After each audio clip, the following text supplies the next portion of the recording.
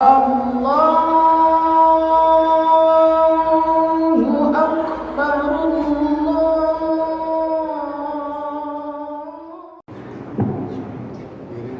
Bismillahirrahmanirrahim. Assalamualaikum warahmatullahi wabarakatuh.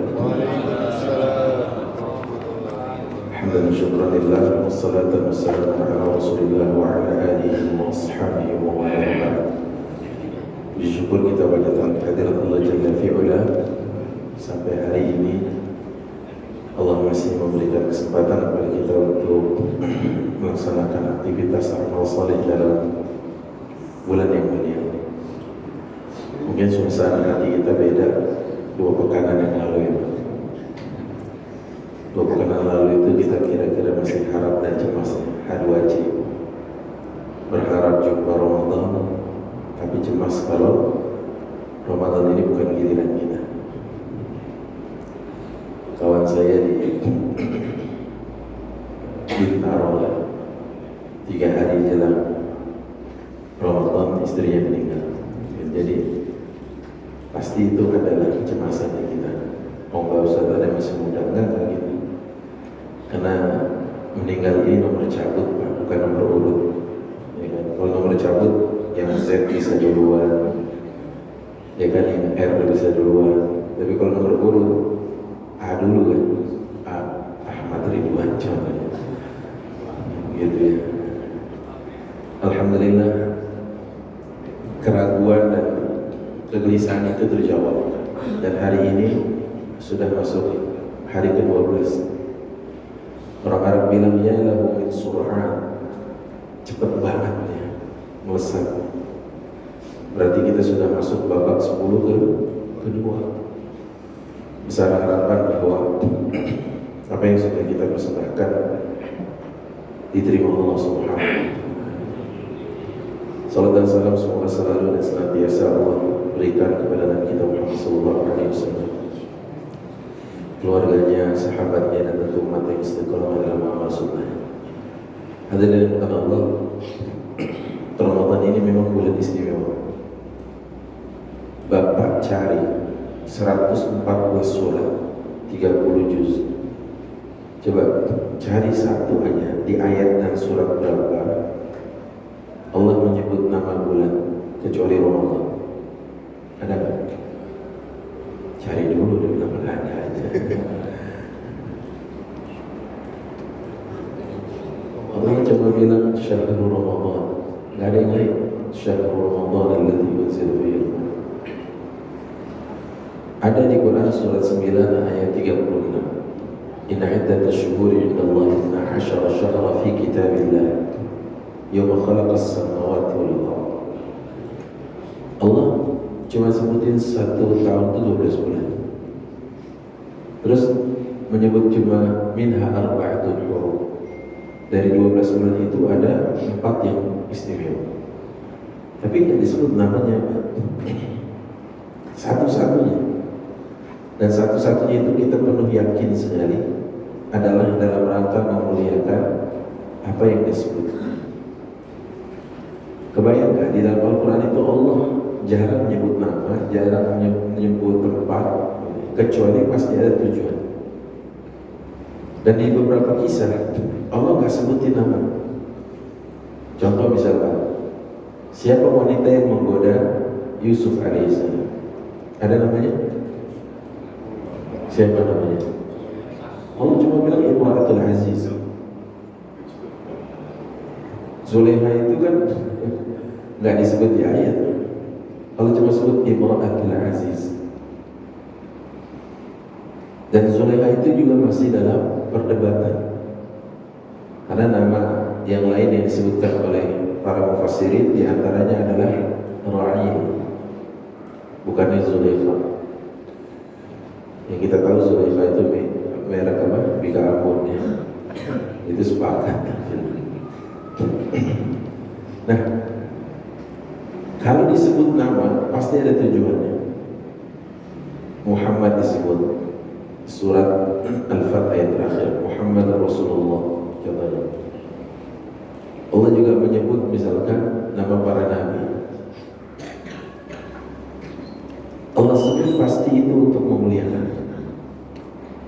Tapi di sisi lain Allah menyebut nama-nama yang sudah pasti tidak dalam rangka memuliakan. Fir'aun beberapa kali disebut, Qarun disebut juga, Haman disebut, Abu Lahab disebut, ya kan? Apakah demi untuk memuliakan? Jawabannya tidak. Tapi untuk menghinakan dan mengambil pelajaran dari jalan hidup mereka, agar kita tidak mengulangi kesalahan mereka. Nah, balik lagi kepada Ramadan tadi, disebut namanya. Kira-kira masuk yang mana ya? Yang pertama atau kedua? 01 atau 02? Seperti kalau disebut cuma 2, masuk 1. 04 dah saya lihatnya. Yang pertama Pak, untuk memuliakan. Apalagi di ayatnya Allah katakan alladzi unzila fihi al-Qur'an. Nah, erat sekali Ramadan dengan Al-Quran, dan erat sekali Quran ini dengan Rasulullah SAW. Sampai Aisyah bertutur, karena khuluqul Quran, adalah akhlak beliau di Al-Quran. Sehingga kalau kita boleh bikin mata rantainya, Ramadan itu kan syahrul mubarak, syahrul azim, itu yang dikatakan beliau dalam sebuah hadis yang diriwayatkan oleh Salman Al-Farisi dari Ibnu Khuzaimah di dalam Sahih. Berarti gini, bulan yang mulia, bulan yang agung, turunnya Al-Quran, ya kan? Dan penerima wahyu itu Rasulullah. Dan Aisyah bertutur, karena khuluquhul Quran, akhlaknya adalah Al-Quran. Jadi nyambung nih sekarang. Nah, ketersambungan ini kita bisa lihat bagaimana sesungguhnya Ramadan itu memang bulannya Al-Quran, dan Al-Quran adalah kitab yang membahas tentang akhlak. Sehingga kalau ada orang mau mendefinisikan akhlak versi mereka, ya silahkan saja. Tapi definisi akhlak versi kita adalah merujuk kepada Al-Quran dan Sunnah Rasulullah SAW. Nah, bagaimana Ramadan dan Quran ini mendidik kita untuk menjadi pribadi yang berakhlak? Sebelum masuk ke sana saya ingin katakan, ada sebuah syair yang disebut oleh Ahmad Shauqi. Beliau adalah sastrawan dari Mesir. Kata beliau, "Fa'innal umam ma baqiyat akhlaquhum, fa'inhum dhahabat akhlaquhum dhahabu." Eksistensi dan keberadaan satu umat itu ditentukan dengan akhlaknya. Jika akhlaknya itu tidak ada, akhlaknya itu rusak, sejatinya dia tidak ada, walaupun wujudnya masih ada. Nah, apa yang membuat Rasulullah SAW begitu dicintai? Ternyata tidak jauh berbeda memang. Akhlaknya itulah yang kemudian sampai hari ini orang yang tidak beriman pun masih mengakui Rasulullah itu akhlaknya yang luhur. Bagaimana memadupadankan Al-Quran dengan saum ini? Banyak sekali kalau kita bahas tentang GBHA. GBHA itu garis besar haluan Al-Quran.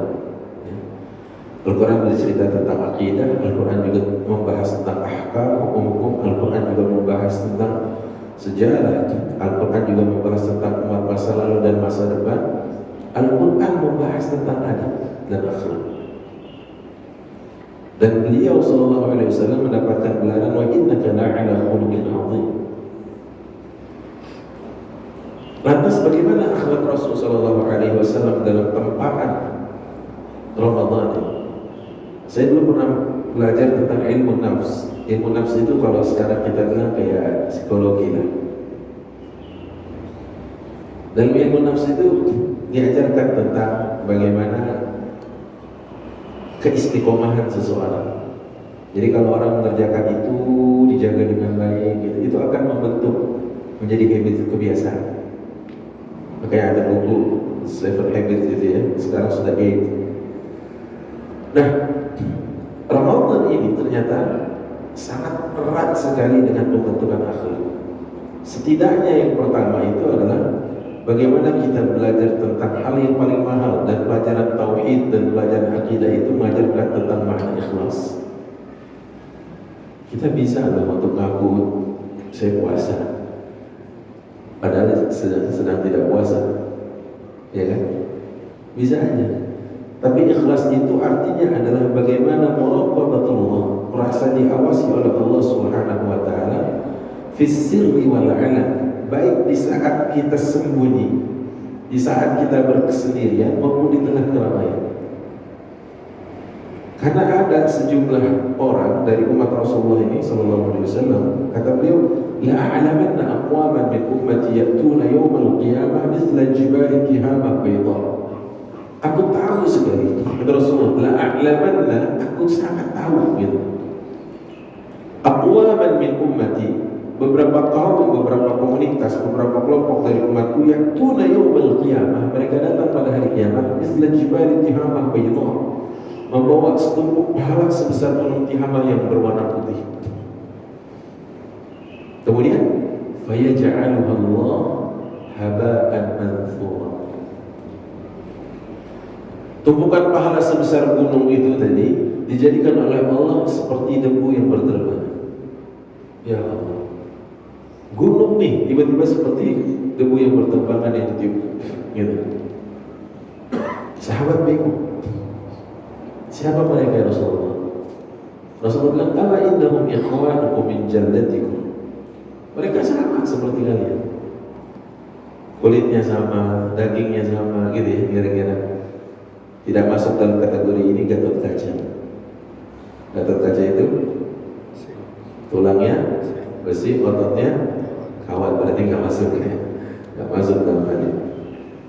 Tapi Gatot kaca ada di sini, ada itu cerita ini aja. Kita lanjut ya. Kemudian sahabat bertanya, sifhum lana ya Rasulullah, coba sebutin karakternya seperti apa. Kata Rasulullah, yusalluna kama tusallun wa yasumuna kama tasumun wa yakhuduna min al-laili kama takhudun. Salat seperti kalian salat, puasa seperti kalian puasa, salat malam juga seperti kalian salat malam. Walakinnahum qaumun, tapi bedanya mereka itu qaumun, mereka adalah kaum idza khalau bi maharibillah, jika sedang berkesendirian dengan larangan-larangan Allah, intahakuha, mereka menerjang, mereka menabrak, mereka melompati.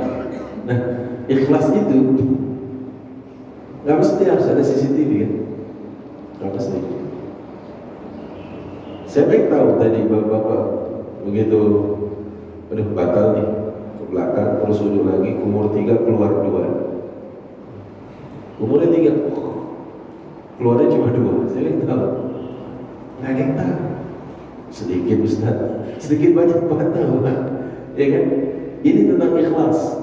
Ikhlas itu adalah al-khulus min jawadib syirk, terbebas. Khulus itu artinya terbebas, pakai kha, bukan pakai fa. Al-khulus, al-khulus beda lagi. Al-khulus min jawadib syirk, yaitu terbebas dari cabang-cabang dan ranting-ranting kesyirikan. Gimana itu? Yakni kita diajarkan untuk punya karakter dan pribadi yang hanya karena Allah. Kalau karena manusia capek, 14 jam puasa kita, 13 sampai 14 jam. Kalau karena manusia atau karena makhluk, lelah. Makanya ada di dalam serangkaian amaliyah bagi orang yang sedang melakukan ilmu atau sedang melakukan sebuah tirakat gitu, yaitu puasa sableng apa ngebleng? Ngebleng ya Pak ya. Puasa ngebleng itu kan terus menerus. Tapi itu bukan karena Allah. Kalau karena Allah, Rasulullah SAW mengatakan, nahar Rasulullah SAW an al-wisal. Rasulullah melarang untuk puasa ngebleng. Karena bukan karena Allah, nggak dibolehin, gitu ya. Nah, ikhlas ini juga lah yang kemudian menjadikan kita pribadi yang tidak gampang menyerah, dan kemudian tidak gampang juga terbuai karena ikhlas. Coba bagaimana Rasulullah SAW pernah ditanya sama Aisyah radhiyallahu anha. Waktu itu beliau tanya yang ini, ya Rasulullah, mali lam araka tasumu akthar min Sya'ban. Ya Rasul, kenapa ya aku tidak pernah menjumpaimu berpuasa sunnah sebanyak puasaku di bulan Sya'ban? Puasa sunnah ya. Kata beliau, lihat jawabannya, hadza syahrun yanfulu fihi katsirun minan nas. Bulan ini kebanyakan manusia lalai. Yang kedua, wa hadza syahrun yurfa'u fihi al-'amal. Bulan ini catatan amal tahunan kita naik ke angkat, diangkat ke Allah. Wa ana urid an yurfa' 'amali wa ana sha'im. Saya pengen sekali saat catatan amal saya diangkat menuju Allah, saya dalam keadaan puasa. Jadi kepengennya itu kepengen dilihat Allah, bukan pengen manusia. Makanya sudah harus berubah nih cara kita, mindset kita berpikir atau niatan kita berpuasa sudah harus berubah. Bukan karena kayak waktu itu gitu. Waktu itu tuh gini, waktu masih anak-anak dijanjiin apa? Ampau kan? Kamu bisa puasa sehari full 50.000 gitu ya. Nah, terus gitu ya. Kalau 50 kali 30 hari sekian ya kan? Kamu bisa baca Al-Quran 1 juz, ayat kasih sekian. Gitu ya. Itu masih mentalitasnya anak-anak. Sudah harus berubah mindset kita. Tadi kata Rasulullah, wa ana urid an yurfa'a 'amali wa ana sha'im. Saya pengen sedang diangkatnya catatan amal saya oleh malaikat ke Allah, saya dalam keadaan puasa. Karena puasa itu, nih puasa, ibadah yang paling lama dalam hal pelaksanaan itu puasa. Sholat tadi saya kan sempat sholat sunnah di belakang, takut masuk waktunya habis. Begitu masuk jadi ini kan timernya lah, berapa 15 menit atau berapa gitu. Sholat kita tadi itu subuh 15 menit kira-kira. Ada nggak yang sholat subuhnya setengah jam? Nggak ada. Atau 1 jam? Nggak ada. Kalau mau sama rangkaiannya iya, azannya, menunggu iqomahnya iya itu. Tapi sholatnya sendiri itu 15 menit aja udah panjang kan? Nah, maka berarti sholat ini nggak ada apa-apanya sama puasa. Tampilkan lagi apa? Haji. Oke, haji. Haji itu 4-5 hari saja. Yang pelaksanaannya kalau tidak pakai tarwiyah masuk tanggal 9 di Arafah. Kemudian 10 Mina, Makkah, Mina lagi. Ya. Kan ini kalau tanggal 9 Arafah, malamnya maghrib Muzdalifah. 11, 12 itu Mina dan boleh nafar awal. Sudah kembali meninggalkan Mina. Kalau mau sampai tanggal 13, 5 hari. Kata Allah, "Wa man ta'ajjala fi yawmaini fala itsma 'alaihi." Yang mau mempercepat 2 hari dari Mina kembali boleh. Artinya sependek itu dong haji. Bahkan kalau kita mau mengejar rukunnya saja cuma sampai tanggal 10 Zulhijjah. Ya kan? Al-Hajju Arafah, haji itu Arafah. Ihramnya sudah pada saat kita memakai ihram dan menjatuhkannya di miqat. Tapi tanggal 10 awal pagi itu habis kita melantar jumroh dan menyembelih hadyu, kita sudah bisa tahallul kecil. Kalau mau tahallul besar, di hari yang sama setelah kita melaksanakan sa'i antara Safa dan Marwah selesai. Selebihnya adalah wajibatul haji. Haji juga cuma 2 hari ternyata. Betul kan? Tapi puasa gimana Pak? Di beberapa tempat kayak saudara kita di Eropa ini, puasa seharinya bisa 18 jam, bahkan ada yang 20 jam, betul kan? Wajar kalau kemudian sepanjang ini Rasulullah katakan, dan saya ingin saat catatan amal saya diangkat, saya dalam keadaan puasa. Kenapa? Argonya jalan itu panjang banget. Makanya haji itu sebenarnya sebentar, yang lama banyak ngantrinya kan. Ya, haji itu yang lama nunggunya kan. Kalau haji pelaksananya sebentar saja, sebentar. Nah baik, ikhlas ini mengajarkan pribadi untuk tetap stabil dia dalam keadaan apapun. Anda nggak dilihat Allah, nggak mungkin. Anda luput dari pandangan Allah, nggak mungkin. Anda kira-kira tidak bisa dideteksi Allah, juga nggak mungkin. Nah itulah kemudian ikhlas mengajarkan kita untuk bisa menjadi pribadi yang tetap tidak mengalami perbedaan dan perubahan, baik di saat sendirian maupun di saat ramai-ramai. Itu ya. Jadi yang pertama, akhlak yang paling luhur itu adalah tentang keikhlasan. Dan ikhlas itu seperti yang disebutkan oleh banyak para ulama, seperti namanya ikhlas, tidak disebut di dalam ayat itu. Suratnya Al-Ikhlas tapi namanya nggak disebut sama sekali. Al-Baqarah ada, Innallaha ya'murukum an tadhbahu baqarah. Surat Al-Baqarah. Ali Imran ada nggak? Ada. Innallaha astafa Adam wa Nuh wa ala Ibrahim wa ala Imran. Ada. An-Nisa ada juga, ya kan? Kemudian apa lagi? Al-Maidah ada, Ma'idatan minas sama, gitu kan? Ada. Al-An'am ada semuanya. Tapi begitu kita tengok surat ini nggak ada satu. Maka ikhlas itu adalah kestabilan mental kita di saat sendiri maupun di keramaian. Dan ini agak susah. Kadang kalau kita ngomong di keramaian, ayo, saat berkesendirian, tanda tangannya dan dia 0 tambah 1 di belakang, efeknya bahaya. 1 tambah 0 selisihnya 9. 1 0 tambah 0 lagi selisihnya 90. Orang yang ikhlas tahu, saya nggak akan berani tanda tanganin ini, walaupun cuma nambah 1 0 di belakangnya, tapi bobotnya berbeda. Ikhlas itu mengajarkan kita untuk tidak berbeda dalam keadaan apapun namanya. Itu ikhlas. Dan Ramadan keras sekali ngajarin itu ke kita. Puasa ini ngajarin kita gitu. Coba deh. Kita kan tadi sejak jam 4 lewat 43 atau 42 masuk waktu subuh. Nanti maghrib 18.07, misalkan maghrib 18.07, terus Bapak bilang gini, ini kan saya udah puasa selama 13 jam 59 menit, kurang 1 menit lagi, Masya Allah gak kasih dispensasi. Gak apa-apa kali gitu, bisa gak? Malah itu Pak, dalam kaidah ilmu qawaid fiqhiyah itu malah batal.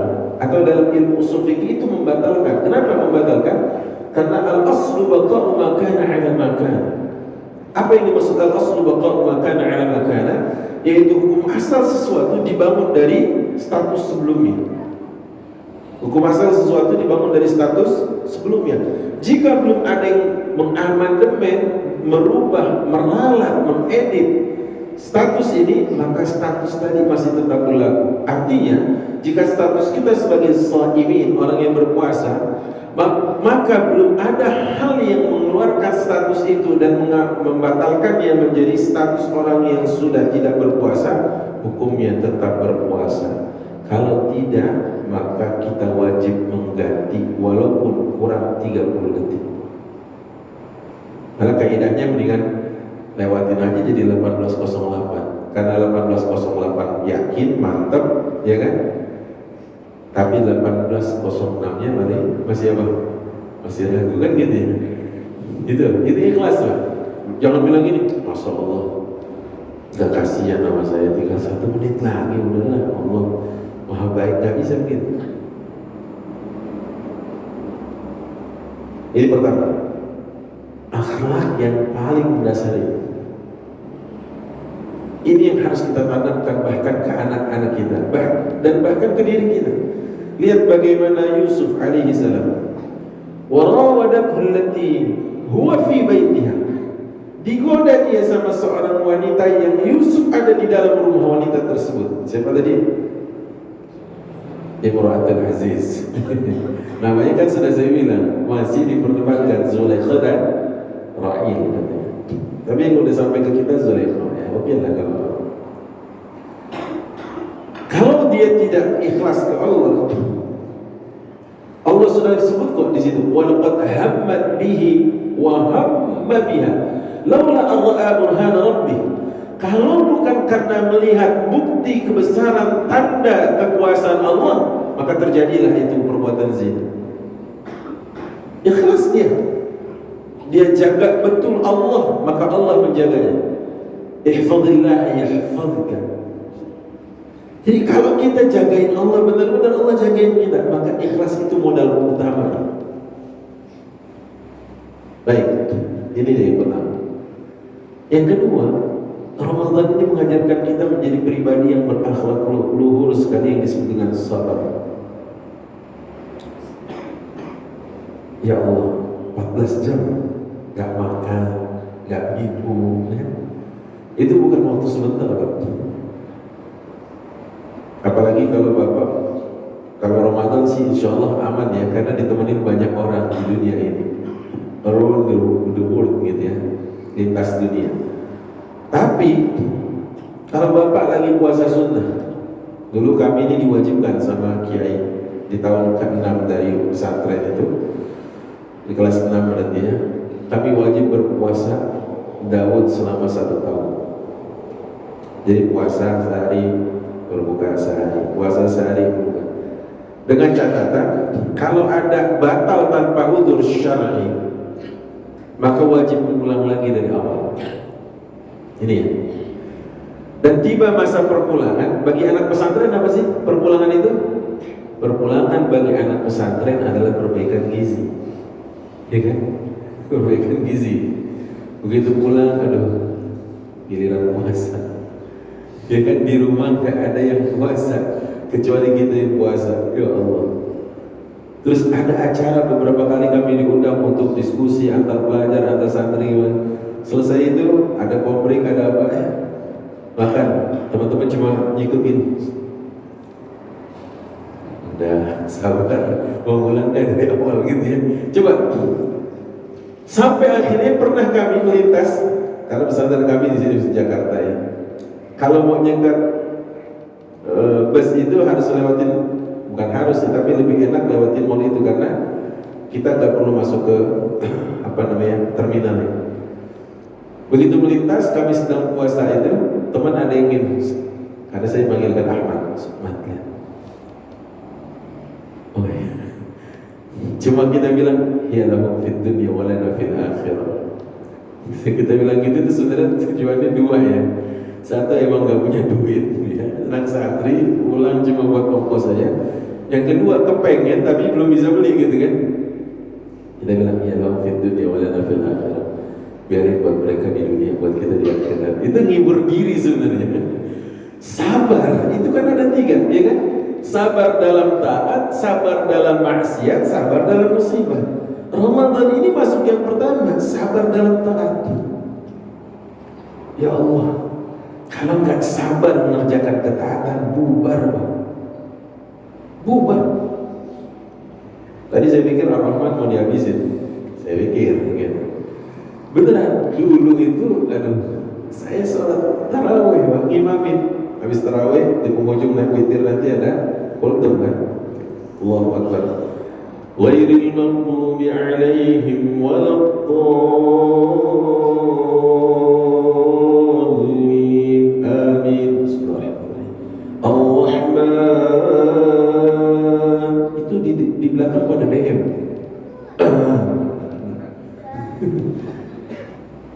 Tahu gak itu maksudnya? Dia mau bilang Ustaz dengan Ar-Rahman, batal sholatnya. Oh, dia udah ikut sampai Fatihah, ya kan? Tapi dia mau protes, nggak bisa. Akhirnya dia DM. Dan DM itu isyarat. Kata orang Arab, al-labib bil isyarat yafham. Orang cerdas dengan isyarat dia paham. Saya tidak katakan diri saya cerdas, tapi saya paham isyarat itu. Jangan kelamaan Ustaz gitu kan. Padahal niatan saya setiap 5 ayat saya turun untuk ruku. 5 ayat saya turun. Ar-Rahman 'allamal Qur'an khalaqal insan 'allamahul bayan asy-syamsu wal qamaru bihusban. Allahu Akbar gitu. Tapi udah mindsetnya gitu. Taat juga butuh sabar, Pak. Kalau ketaatan ini kita tidak balut dengan kesabaran, bubar yang ada. Maka Ramadan ngajarin kita untuk menjadi pribadi yang sabar luar biasa. Itu pun segitunya dilihat. Begitu ba'da asar, kita ini ngabuburit ya. Ba'da asar ngabuburit ya. Kalau ngabuburit itu jalan kaki, kalau pakai motor ngabuburit, riding. Ngabuburit itu apa aja dibeli. Kurma dibeli, gorengan juga. Karena berbuka dengan kurma sunnah wajib dengan gorengan. Kalau di kita gitu. Orang Indonesia itu unik loh. Saya waktu itikaf tahun 2019 nih, itikaf Ramadan 10 hari terakhir, saya ketemu sama kawan-kawan dari Sengkang itu Sulawesi ya. Di hidangnya saya nih ada yogurt, ada roti, macam-macam di rumah saya, ada jus asir. Terus terakhir kuncian dia keluarin dong. Kuncian dia keluarin. Saya bilang, ini dapat dari mana bakwan goreng gitu. Tenang aja Ustaz, selagi masih ada orang kita di sini aman aja itu katanya. Jadi dia kontak Kimin di sana untuk bikin gorengan. La ilaha illallah. Makanya saya sering canda gitu. Sunnah berbuka dengan kurma, wajib dengan gorengan. Kalau kita tuh wajib dengan gorengan. Lihat saudara kita lah, sampai ada yang bertanya kepada salah seorang syekh, "Ya syekh, ma balu siyamina?" Bagaimana dengan puasa kami? Syekh tertegun mendengar dengan seksama. Kenapa? Nahnu nastati' an nasum. Kami bisa dan kuat berpuasa. Walakin kaifal iftar? Tapi bagaimana cara kami berbuka? Karena kami tidak punya sesuatu yang bisa kami konsumsi untuk berbuka. Itu yang dialami saudara kita di Gaza hari ini. Allahu Akbar. Kesabaran di atas kesabaran. Ya kan? Sudahlah sabar dalam tekanan dan agresi. Sudahlah sabar menjalankan perintah Allah dalam taat ini. Sabar juga nggak menjumpai apa yang bisa dia temukan untuk dikonsumsi saat iftar. Memang kalau jawaban fikihnya gampang. Ya sudah, kamu niat berbuka, sudah terjadi berbuka itu. Tapi kan bukan itu tujuannya. Tujuannya adalah bagaimana ternyata orang ini bingung dia. Mana kepedulian umat ini yang kata Rasulullah, "Mazalul muslimi," ya. Al-muslim lil muslim kal bunyan yashuddu ba'duhu ba'dha. Mana itu? Maka kesabaran mereka di atas kesabaran orang rata-rata yang menjalankan ibadah puasa hari. Kalau kita lagi mau makan enak, ingat Pak. Kita tuh ngabuburit itu minuman aja. Kelapa beda, es kopior beda lagi. Es buah ada juga di meja. Teh manis nomor pertama gitu loh. Karena kan buka yang anget-anget dulu gitu ya. Banyak Pak. Subhanallah, bagaimana dengan saudara kita di sana? Ya kan? Itu belum kuenya loh. Martabak manis sama martabak yang asin beda, yang gurih. Ya kan? Belum makan berat nih, pada sholat maghrib berjamaah di masjid ini, nanti makan beratnya beda. After tarawih praying itu ada lagi nggak? Masih ada yang buka kulkas. Kolak enak dingin udah jam segini ya kan? Sabar dalam taat itu berat. Makanya kita minta sama Allah, Allahumma a'inni ala dzikrika wa syukrika wa husni ibadatik. Sabar inilah yang menjadi bekal kita untuk bisa menjadi mukmin yang seutuhnya. Disebutkan dalam sebuah riwayat, as-sabru lil iman karraksi lil badan. Artinya Sabar bagi keimanan kita, laksana kepala bagi badan. Kita pernah lihat nggak ada bayi terlahir tanpa tangan, hidup? Ada? Ada anak terlahir tanpa kaki, hidup nggak? Ada. Bahkan ada anak terlahir tanpa tulangnya, banyak Pak. Betul kan? Itu di Medan banyak. Anak-anak terlahir tanpa tulangnya. Ya, karena tulangnya merantau ke Jakarta, merantau ke Surabaya. Tulang di sini maksudnya apa? Tapi kita nggak jumpai ada anak terlahir tanpa kepala ini. Ada nggak? Nggak ada. Makanya kesabaran bagi keimanan, as-sabru lil iman kawaqsi lil badan. Dia seperti atau laksana kepala bagi badan ini. Nggak mungkin mengaku beriman kalau nggak sabar.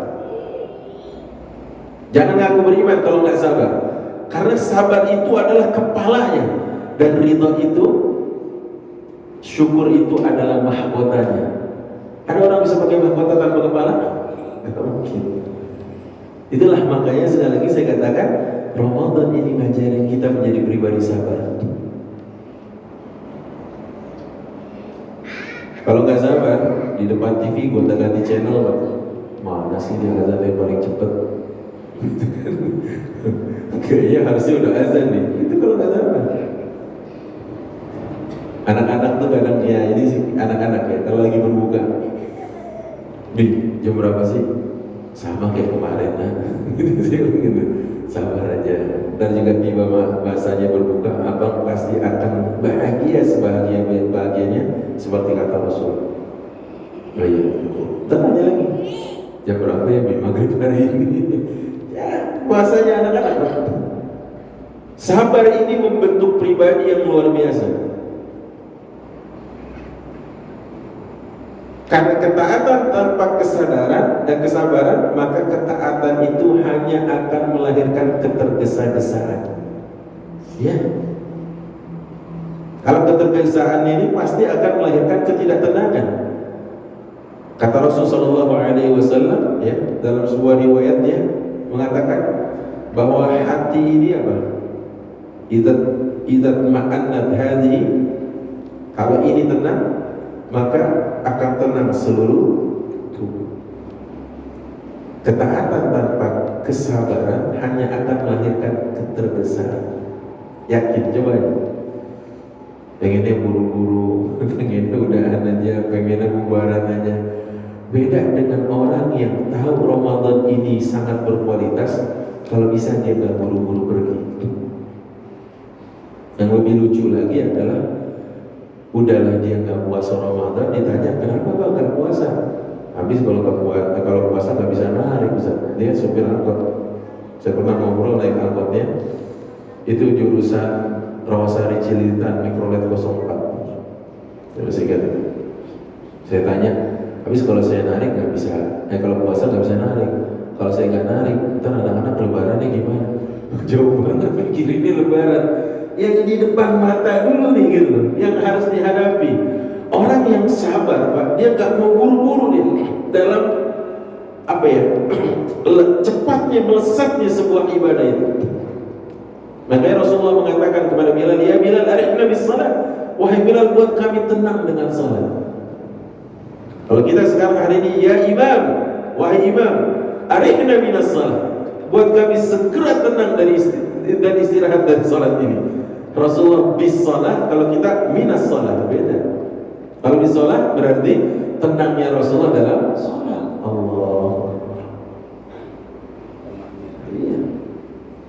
Ada orang datang, assalamualaikum warahmatullahi wabarakatuh, irji fasalli fa innaka lam tusalli. Dan Sahih Muslim disebutkan oleh Rasulullah. Diberi salam, terus Rasulullah menjawab, sana pergi, ulangi salat, kamu belum salat. Yang benar, balik lagi salat.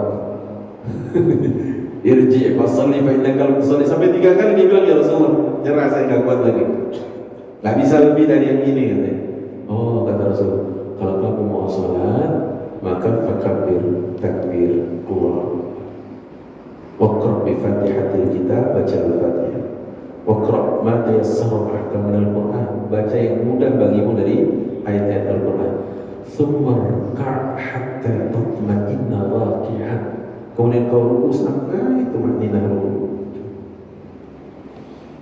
Kalau kata orang Betawi, lu sholat kayak capung cebok. Tahu gak capung cebok Pak? Yang bapak gak tahu capung cebok gimana? Capung gak kan capung? Kalau cebok tuh gini Pak, ini air capung cebok, saking cepetnya gitu. Itu kata ngkong saya dulu. Tuh orang sholat kayak capung cebok gitu ya, gitu, cuma lintas tuh. Nah, taat itu butuh sabar. Dan Ramadan ini ngajarin kita sabar. Halal itu barang dibeli dengan uang yang halal, cara mendapatkannya juga halal. Kalau belum waktunya, kata Allah, "Tsumma atimmus siyama ilal lail." Sempurnakan puasamu sampai malam. Kalau enggak benar gitu. Sabar. Ya, sabar ya. Kalau enggak sabar, bubar. Kajian ini kalau nggak sabar bubar gitu. Apalagi bapak rumah itu deket lagi ya, aduh gampang banget. Saya jauh Pak dari Cijantung. Tadi tanya sama beliau, Ustaz bergerak jam berapa dari Cijantung? Jam 4. Keburu ya? Keburu, alhamdulillah. Gitu ya, karena saya gitu nih, perjalanan 45 menit. Terus azannya 3 menit. Azan di bawahnya 10 menit gitu. Itu saya gitu keburu. Nah, baik. Ramadan ngajarin apa lagi ke kita? Allah sendiri yang mengatakan di ayat 185 di penghujung ayatnya wala'allakum tashkurun. Agar kalian syukur. Allahu Akbar. Kunci syukur itu gini, Pak. Apa yang dikatakan oleh para ulama di antara Fudail bin Iyad, yaitu nampaknya nikmat Allah terlihat pada jejak-jejak hamba. Di lisan dia memuji, di hati dia meyakini, di perbuatan anggota tubuh dia tunduk dan patuh. Itu syukur ya. Ramadan ngajarin banget sama kita tuh, diajarin banget kita sama Ramadan hal itu. Zuhuru ni'matillahi 'ala al-ibad fil lisani bil i'tiraf wal thana, fil qalbi bil i'tiqad wal mahabbah, wa bil fil jawarihi inqiyad wa ta'ah. Itu dia Tuhan, itu syukur namanya. Dan Rasulullah pernah bersabda kepada sahabatnya Abu Hurairah, "Ya Abu Hurairah, kun wari'an takun a'badan nas." Ini hadis sahih. Wa kun qanna'an takun ashqaran nas. Jadilah engkau pribadi yang qanaah, maka engkau akan menjadi hamba yang paling bersyukur. Ngajarin syukur Pak, ya Allah 14 jam aja kayak gini rasanya, gak ketemu nasi, gak ketemu, ya kan? Itu pun juga sahurnya setinggi bukit dari nasinya gitu ya. Ada saudara kita yang 2 hari, 3 hari gak ketemu makanan. Ada. Sampai ada seorang bertanya kepada Syekh di kejadian di Suriah, "Ya Syekh, bagaimana kami mau makan kucing? Kucing, karena kami tidak punya makanan apa-apa. Kucing kami sembelih boleh nggak?" Ya Allah, kita masih ketemu Pak. Ini jujur ya. Coba Bapak buka angka yang dikeluarkan BPS setiap tahunnya, khususnya saat Ramadan. Coba, anggaran belanja naik atau turun? Kenapa bisa naik? Kan aneh ya. Kan puasa ya. 14, ini kan 14 jam nih puasa. Tapi kenapa anggaran belanja kita tuh naik? Iya, karena kita lapar mata. Lihat ini pengen, lihat itu pengen, lihat ini. Akhirnya apa? Nggak habis. Kulkas saja jadi tempat pembuangan. Kulkas katanya tak dimakan. Ujung-ujungnya 2 hari dibuang. Karena besok udah beda lagi nih. Syukur itu zuhur ni'matillahi 'alal ibad fil lisani bis sana'i wal i'tiraf, fil qalbi bil i'tiqadi wal mahabbah, fil jawarihi al inqiyad wa ta'ah. Itu syukur. Makanya qanaah itu yang dikatakan oleh Rasulullah kepada Abu Hurairah, kun qanna'an tashkur takun ashqaran nas. Jadi engkau pribadi yang qanaah, kau akan menjadi manusia paling bersyukur. Kuncinya qanaah itu gini. 1, mensyukuri yang sedikit sebelum mensyukuri yang banyak. Dua, berterima kasih kepada makhluk, maka kita akan pandai bersyukur kepada Khaliq. Itu kunci ibadah. Sampai di dalam kitab Adabul Mufrad Imam Bukhari mencantum sebuah riwayat dari Rasulullah SAW. Apa itu? Jangan kau hina perbuatan baik walau hanya sepotong kaki kambing. Ya kan? Kan kalau kaki kambing di bangsa Arab itu mungkin hal yang paling gak kepake kan, kaki kambing. Tapi kalau sampai ketiga saudara tuh Pak, jadi barang mahal itu. Satu potong kaki kambing 30.000 cuma. Satu dagingnya aja sepotong 15.000, kakinya 30.000, mahal kan? Kalau dulu mungkin gini, itu yang paling murah karena mungkin itu orang paling kuat gitu. Ada orang dikasih sama tetangganya kaki kambing, dia bilang, begini lu kasih gue, anjing aja gak gadonya. Jangan berat, gak boleh. Ini ciri orang yang kufur itu. Man lam yashkurin nas lam yashkurillah. Yang tak pandai berterima kasih kepada manusia, dia gak akan pernah bisa bersyukur kepada Allah. Man lam yashkuril qalil lam yashkuril katsir.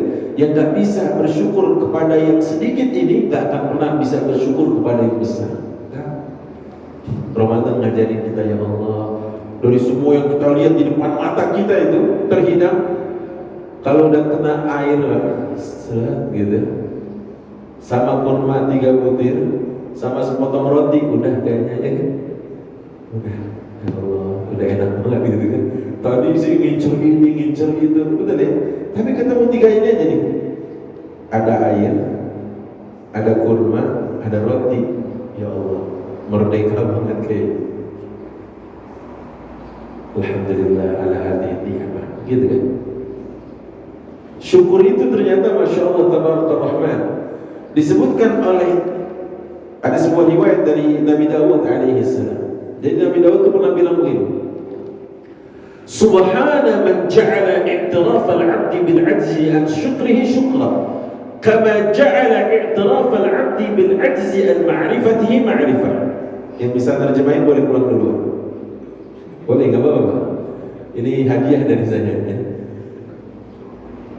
Saya ulangi sekali lagi, kata Nabi Daud dalam riwayatnya, Subhana, kalau kecepatan saya agak lambatkan speednya, Subhana man ja'ala i'tiraf al-'abdi bil-'ajzi an syukrihi syukra,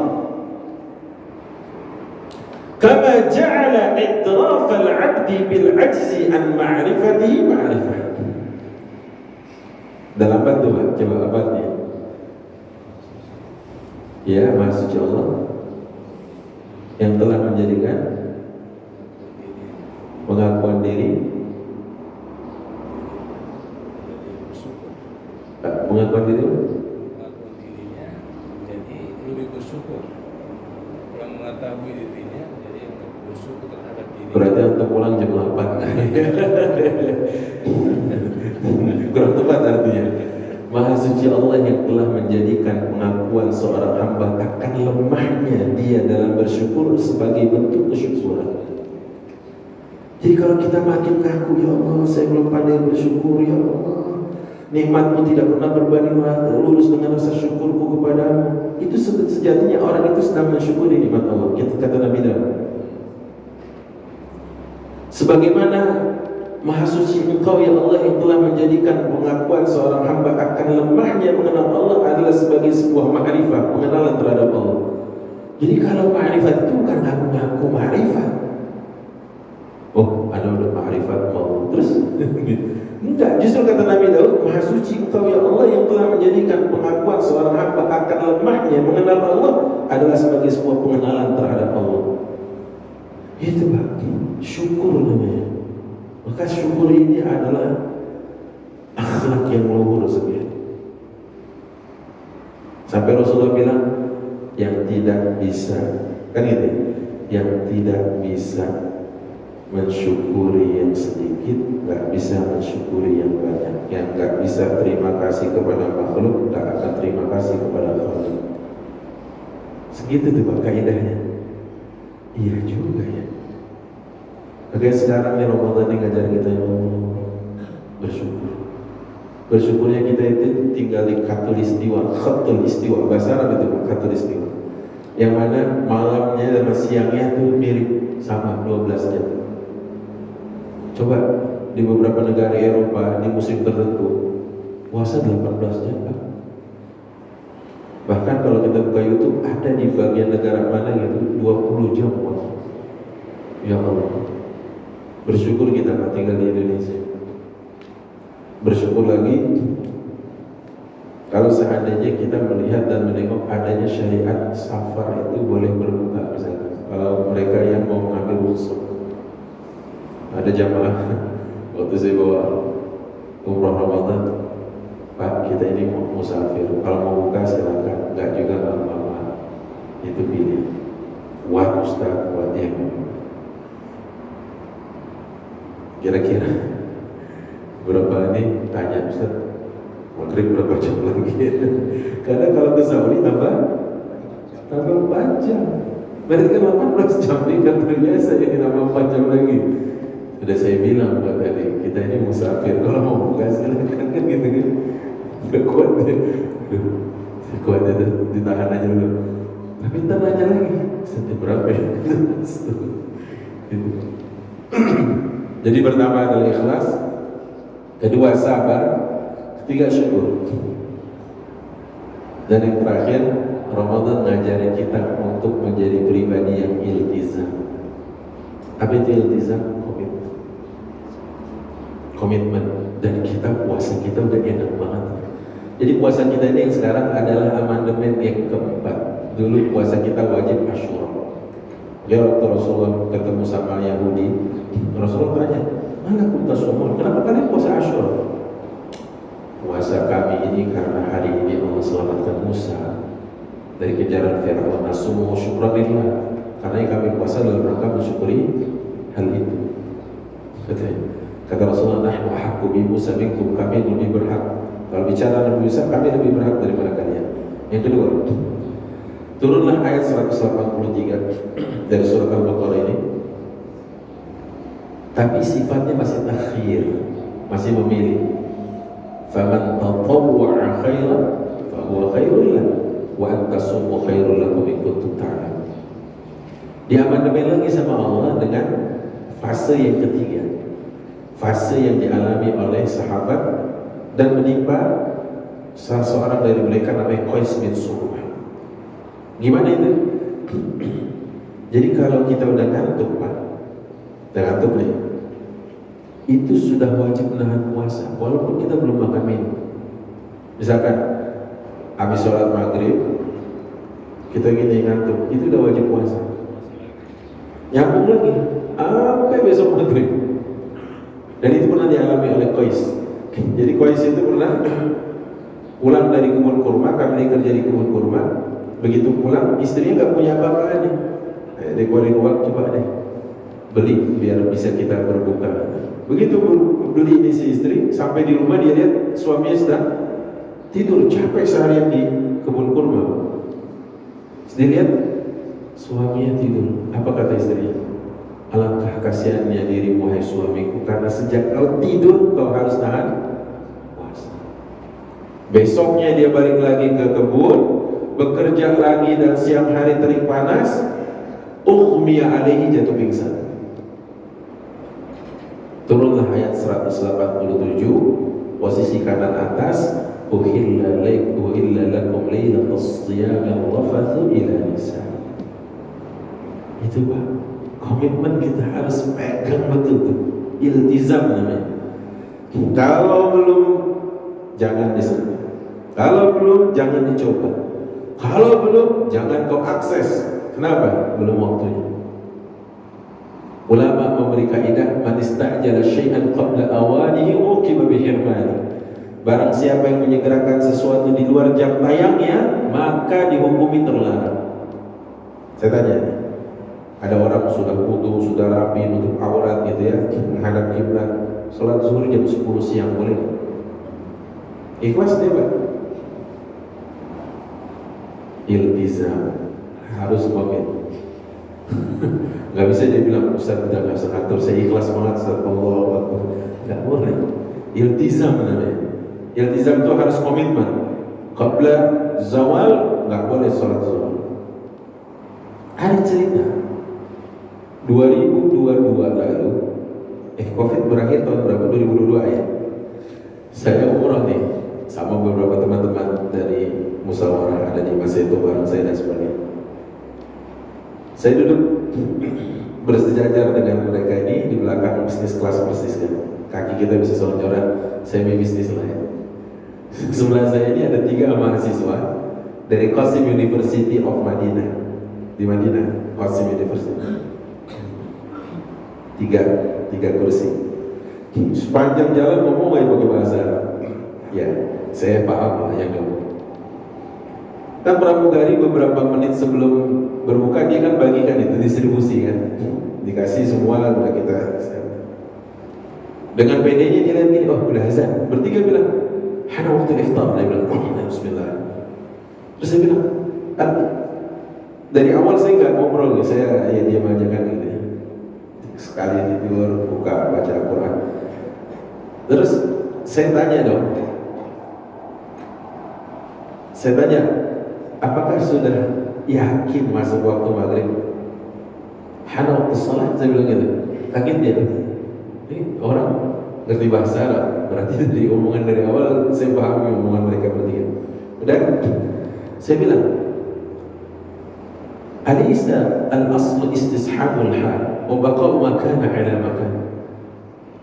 Antum halukum fi siyam fala yazulu hadha al-yaqin bisyak. Saya bilang, antum keadaan antum itu seorang yang puasa, maka jangan sampai yang yakin ini hilang, kalah, tumbang karena yang ragu. Gitu kan?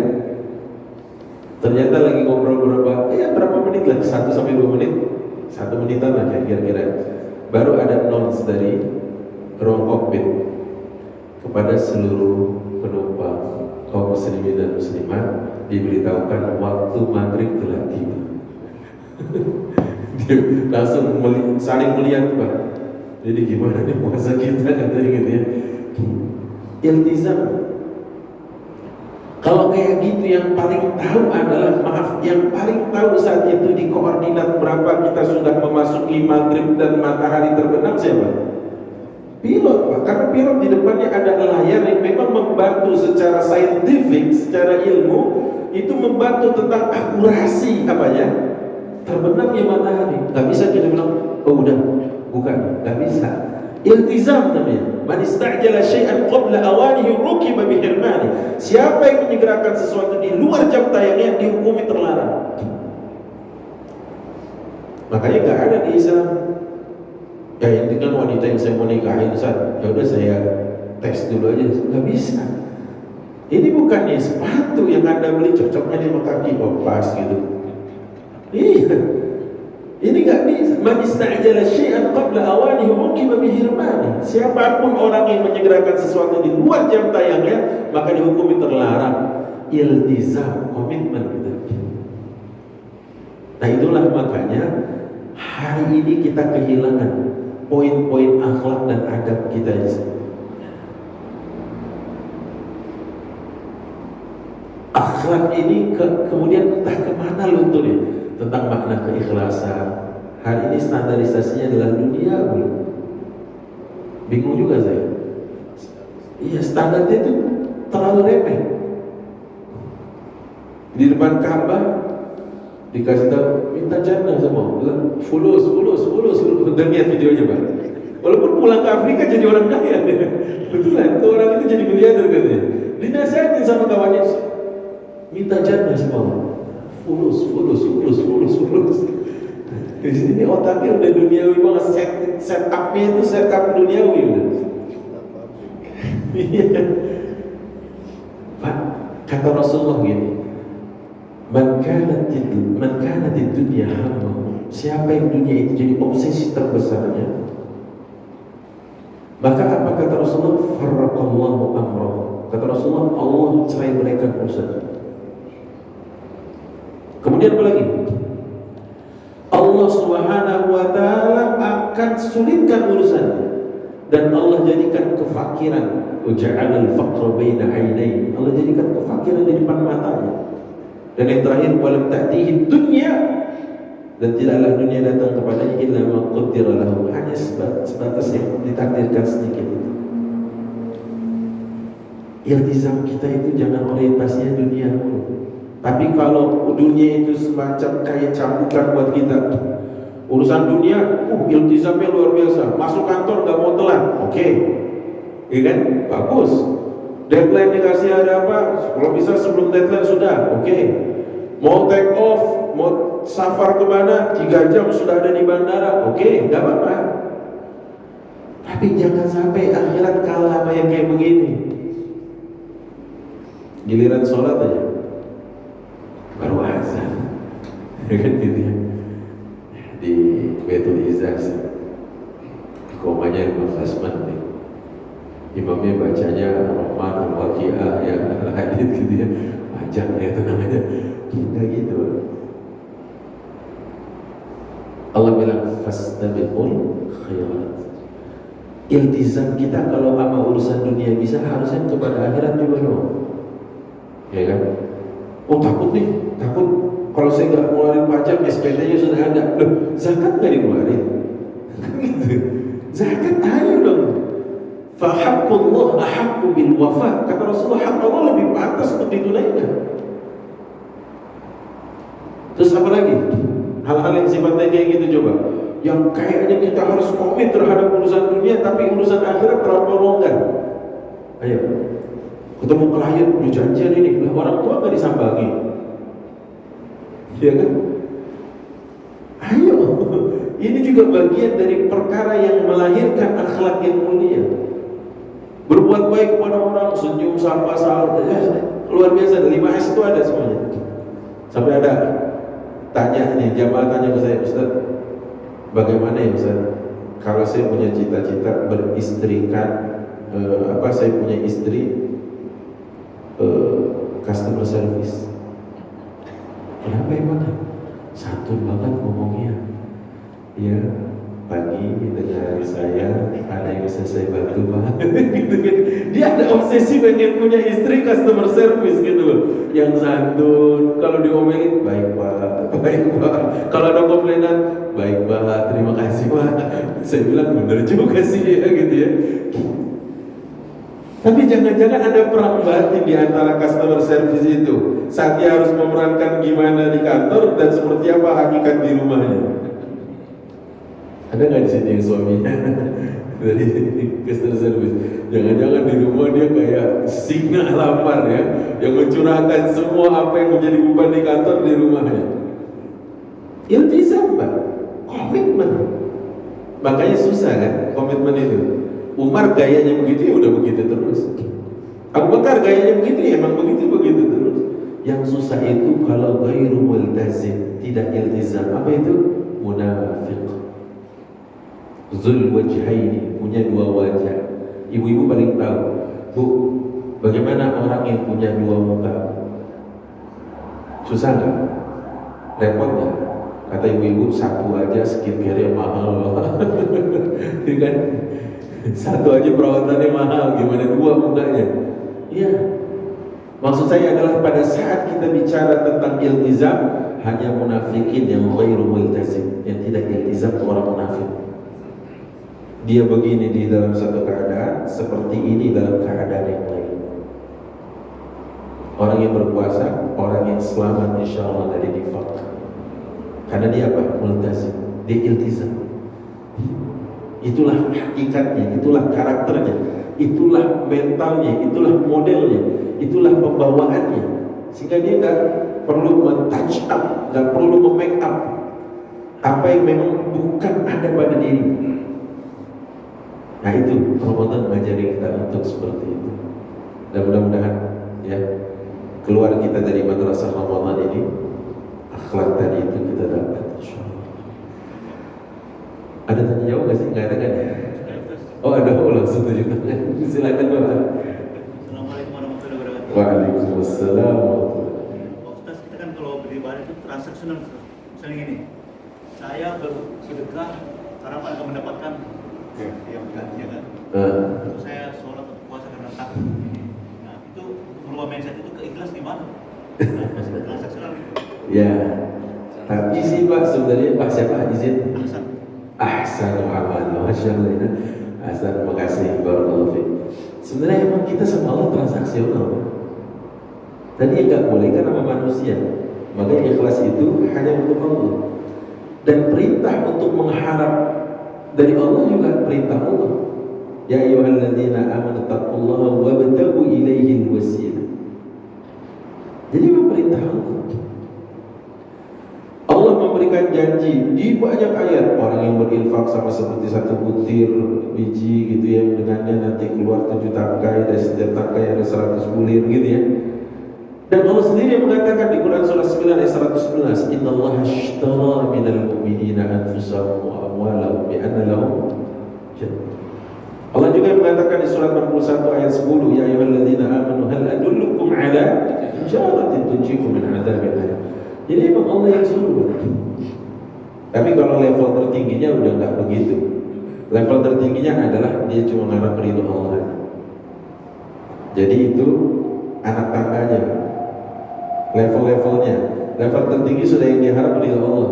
Udah bukan kalau saya kasih satu, saya dapat balasan 10 minimal matematik. Tapi nggak salah, karena itu bagian dari anak tangga yang dilalui saja. Iya, makanya Aisyah mengiming-imingi boneka kepada anak-anak yang bisa selesai puasanya. Jadi kata Aisyah, yang selesai puasanya saya kasih boneka ya gitu. Nah, mudah-mudahan level kita bisa naik Pak. Ramadan ini bulan latihan untuk naikin level, ya, scale up. Agar apa? Jangan lagi mentalitas kita itu gini. Saya punya 1 juta, saya keluarin 100, jadinya 1.900.000 gitu ya. Kan menjaga bil hasanati falahu asyru amsalihah. Berarti 1 juta yang saya keluarkan 100 ribunya, 100 dikali 10, 1.900.000 yang sisanya berarti 1.900.000 gitu kan. Itu harus di scale up Pak, dinaikin level. Betul ya? Kalau masih di level itu ya nggak naik kelas terus di situ aja. Nih, saya taruh mau Allah ganti berapa, mau Allah ganti di mana, bukan itu urusan.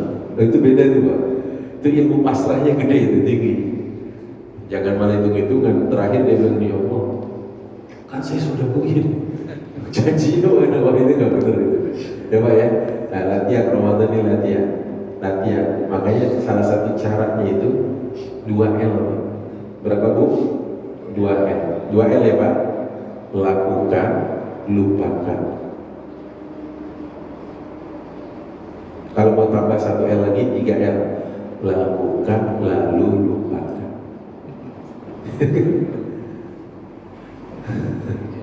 Ya kan? Atau lakukan lantas lupakan 3L. Lakukan aja terus lupakan. Nah, betul? Kalau diingat-ingat sukanya sekedar. Itu orang mendedikasi kurang ajar banget. Terima kasih. Kan? Enggak, karena nggak dilupakan. Lakukan lalu lupakan. Udah. Gitu. Tapi emang ini butuh exercise, butuh latihan. Kalau enggak bisa. Ya Pak? Gitu Pak. Allah.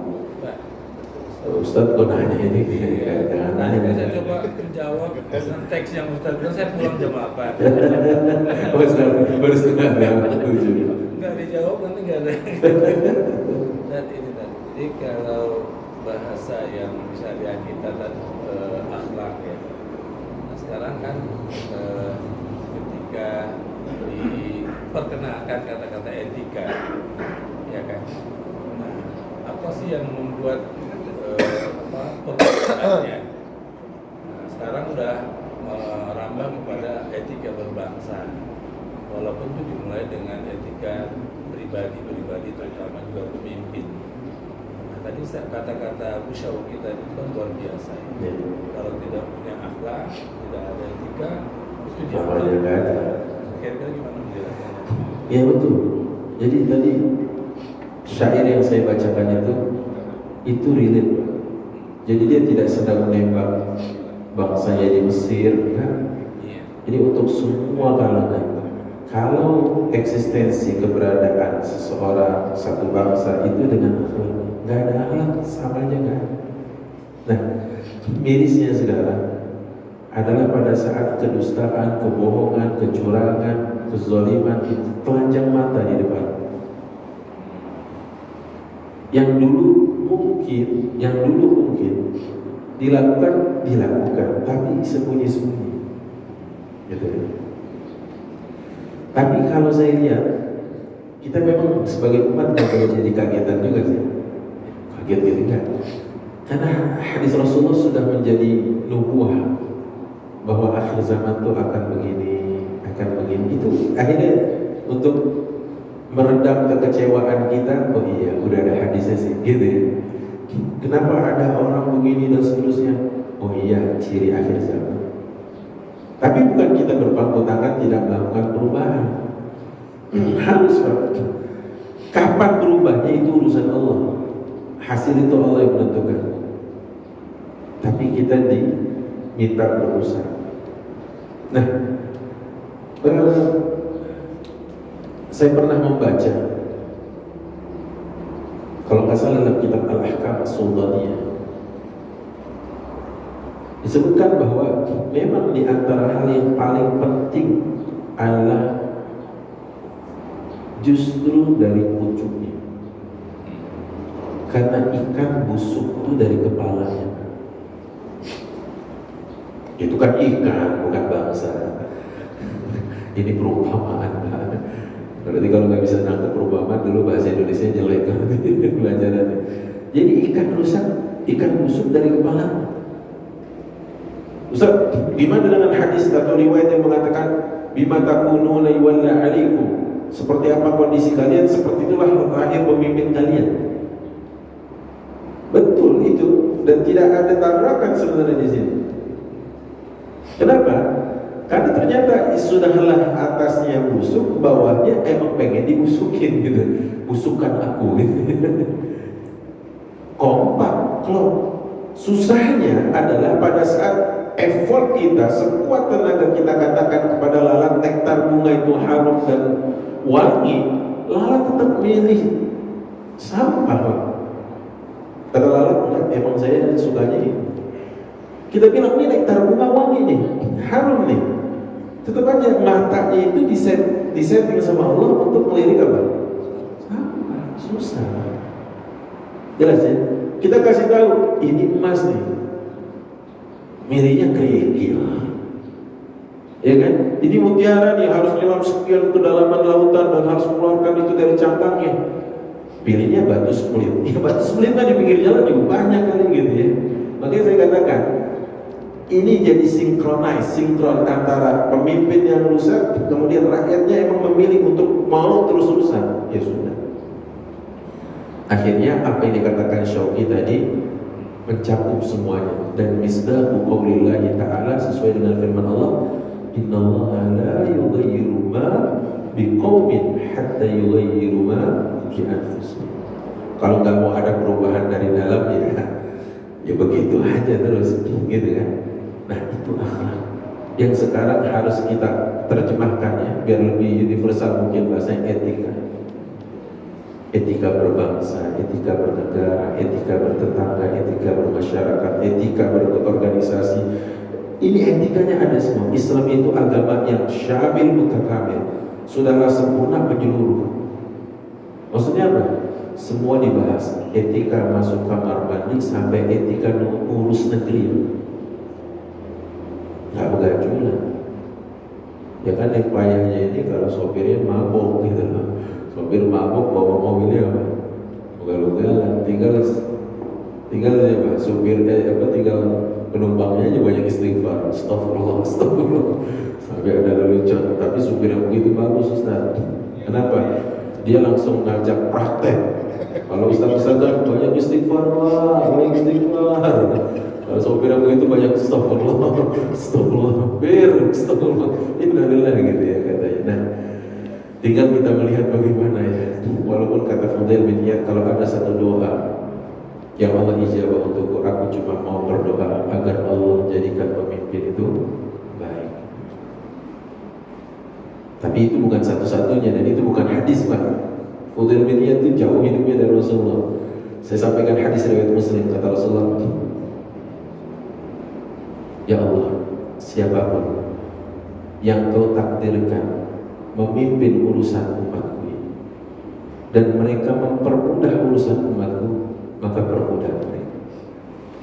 Tapi jikalau dia mempersulit urusan umatku, fasyaq, dan dia mempersulit dan membuat mereka lebih terhimpit, maka syaqqa amra, persulit dan persempit urusan mereka. Jadi Rasulullah udah doain juga, ya. Jadi bukan cuma hadis riwayat Fudail enggak, ada doa Rasulullah. Siapapun, ini bukan cuma bicara tentang negeri Indonesia, enggak. Siapapun pemimpin dunia, kata Rasulullah, kalau dia mempersulit, sulitkan dia, persempit geraknya. Itu kata Rasulullah SAW. Gitu ya. Memang susah Pak, kalau dari kecil gak diajarin etika itu susah. Susah. Kayak di Jepang itu, Masya Allah ya. Terlepas itu negeri kafir ya, budaya antri. Saya baru ya sebulan lalu conference di Kuala Lumpur, conference internasional tentang Islamic Economic and Finance. Selama 4 hari saya di sana. Itu Pak, jarang saya dengar klakson. Jarang. Kalau sekarang malah di kita klakson ditungguin.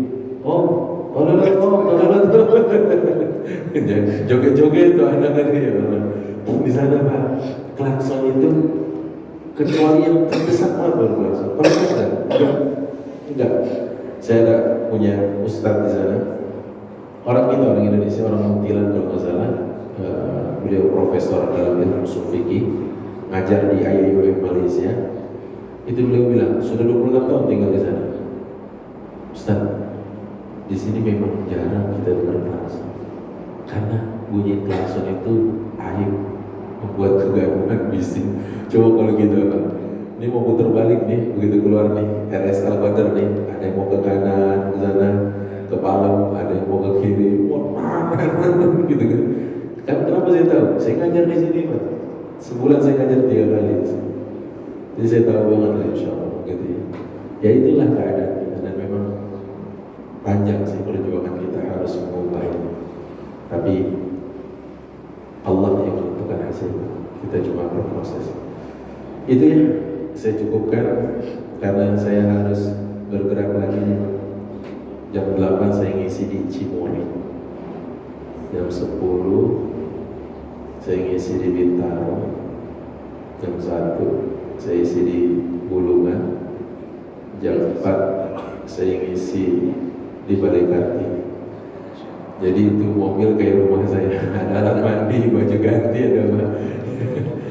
Ya, doain sehat ya Pak ya, insyaallah. Subhanakallahumma wa bihamdika asyhadu an la ilaha illa anta astaghfiruka wa atubu ilaik. Terima kasih. Assalamualaikum warahmatullahi wabarakatuh.